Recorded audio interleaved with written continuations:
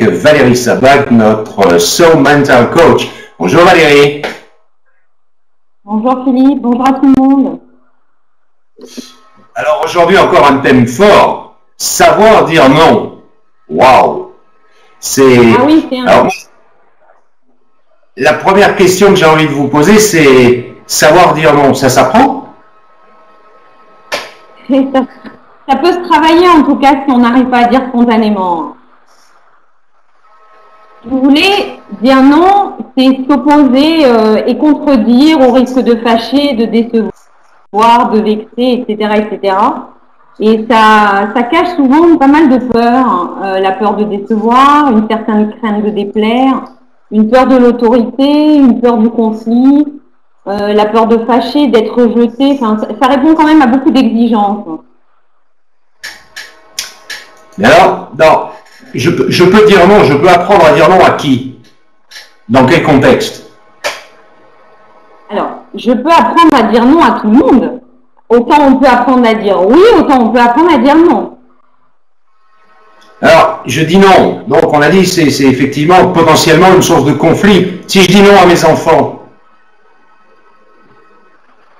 Alors, le non, surtout avec les enfants, est très, très, très constructif.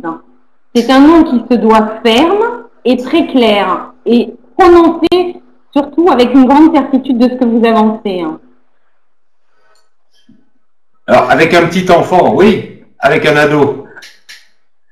Avec un ado, il se doit d'être encore plus ferme.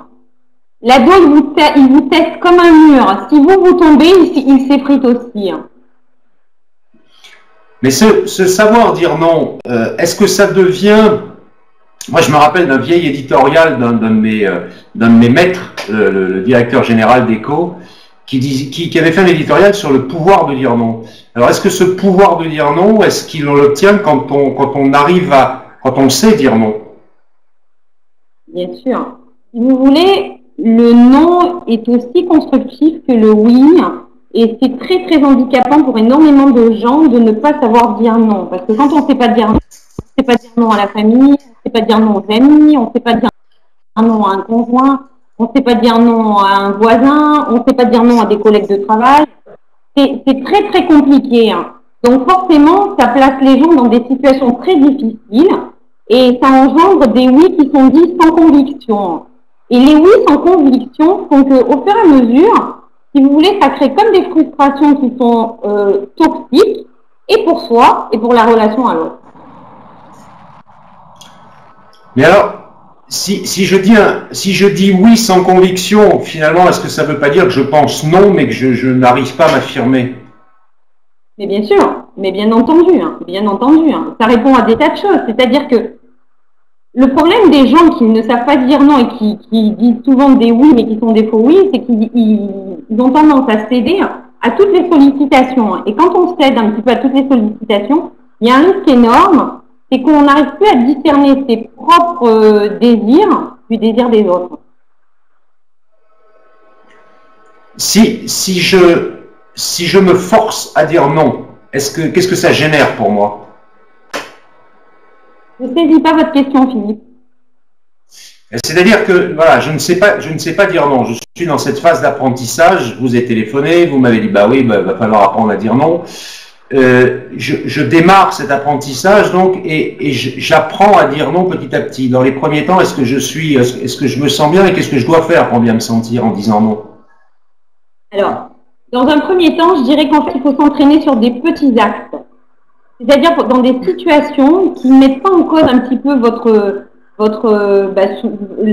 culpabilité et dans des situations dans lesquelles votre anxiété n'est pas à son maximum. Et finalement, vous vous rendrez compte que plus on arrive à dire non sur des petites choses, plus forcément on accumule des succès et des réussites, puis le non devient spontané finalement. Mais voilà. Est-ce que donc ce compromis peut être finalement un bon apprentissage vers le fait de savoir dire non et deux, le fait de pouvoir réduire les conflits à leur strict minimum, voire les annihiler? Des conflits, malheureusement, il y en aura toujours. Il y a des gens qui n'ont pas l'habitude qu'on leur dise non, que ce soit au travail ou ailleurs. L'essentiel, c'est d'être d'accord avec vous-même dans ce que vous décidez de vivre, autant avec vos limites, vos envies, d'un point de vue professionnel, avec votre famille, avec vos amis, avec une femme pour vous, avec un homme pour moi, avec vos enfants, etc., etc. Vous voyez ce que je veux dire? Oui, très bien. Très bien. Il ne s'agit surtout pas d'être trop dans la justification. Ah, ça c'est important. Alors, ça veut dire que je dois, le cadre global prend en compte une justification, mais sans digression majeure. Alors, le cadre global, il explique une situation et il argumente, d'accord? Il ne s'agit pas de se justifier, mais d'expliquer pour que la personne en face se sente correctement respectée. Quand il y a trop de justification, quelque part, ça tue le non. Et ça trahit quelque part aussi votre sentiment de culpabilité. D'accord. Mais quand je progresse dans mon apprentissage du non, parce que vous savez que je suis très timide, donc moi je dis oui tout le temps. Si, ne riez pas. Je vais petit à petit affirmer mes positions et me défaire de cette culpabilité, du poids de mon éducation, etc. Et je vais arriver à finalement élargir mon cadre petit à petit. Est-ce que c'est bien ça? Alors, moi, ce que j'aimerais réellement souligner par rapport à ce que vous êtes en train de dire, c'est que les gens ne doivent pas avoir honte de dire non. Quand quelqu'un est capable de dire de vrais non, c'est que ça donne aussi de la valeur au oui.